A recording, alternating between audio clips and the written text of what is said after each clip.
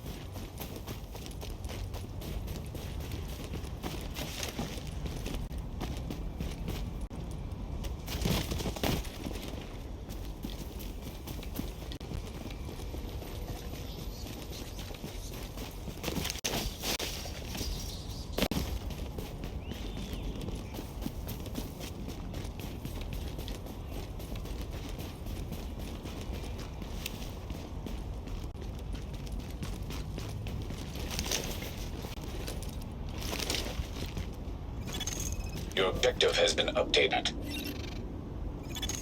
Activate power relay. I'm not stealing, I'm borrowing.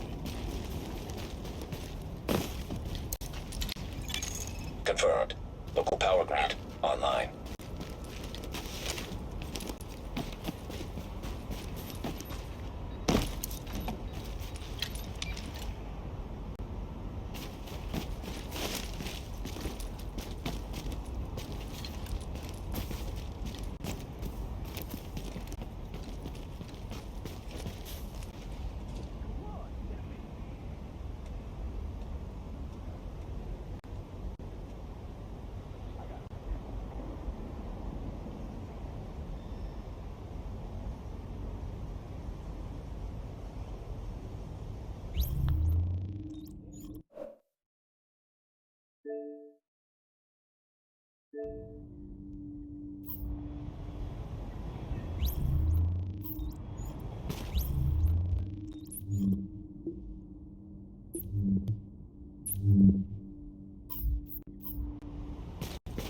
Nobody's gonna bust my balls no more.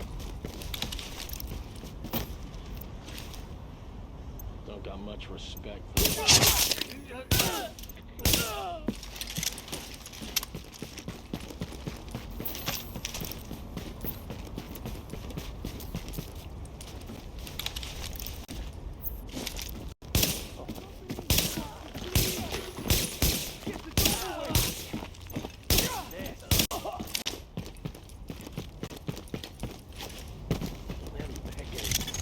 Objective data has been updated.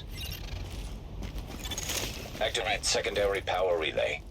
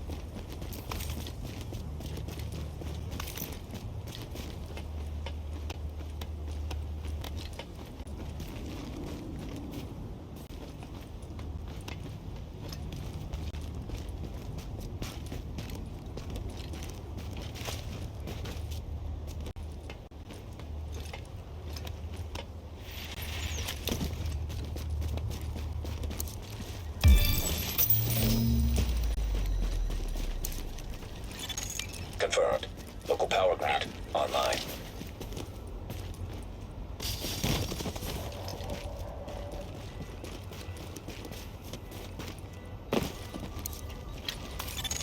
nice work, and we appreciate it. I just want to say that our costume department has some great tips on dressing as a special agent, so if you ever want some pointers, I can do you a solid.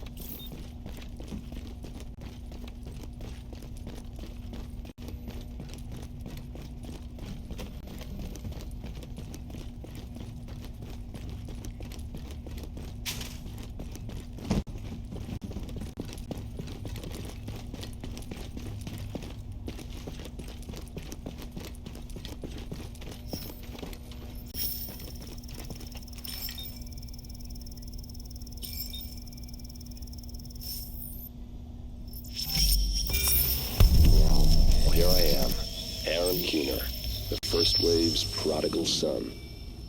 Normally I'd do this face-to-face, but I'm not 100% sure which way you'll jump. You act one way when Ms. Lau is watching, and another way entirely when you're off the leash. That's an interesting contradiction. You see, I think that deep down, you get it. You know, the old rules, laws, governments, those things died on Black Friday.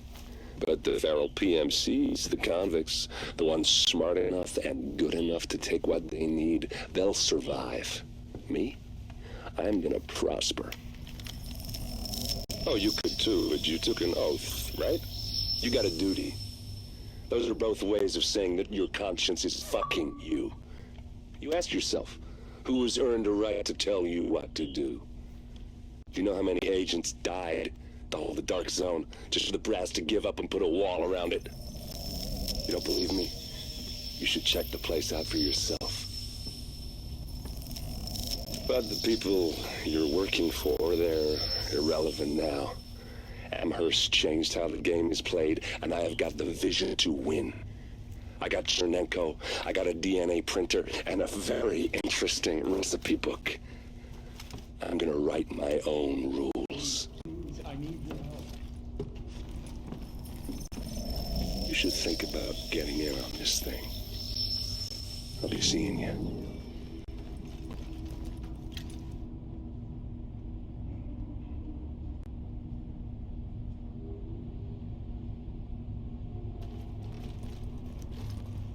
Agent, the information you found in that lab was the crown jewel. I think we can break this thing now. But we've got some more information. A voice from the grave. Listen to what Amherst has to say.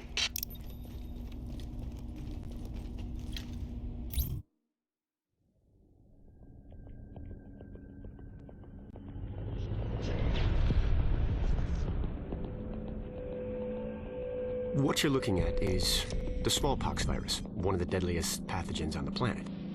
For centuries, it did a wonderful job of helping keep the human population in check. But times change, and sometimes Mother Nature needs a hand in improving her creations. Like, say, speeding them up a little bit, making them contagious when they should be quietly incubating in a host, or making them more lethal.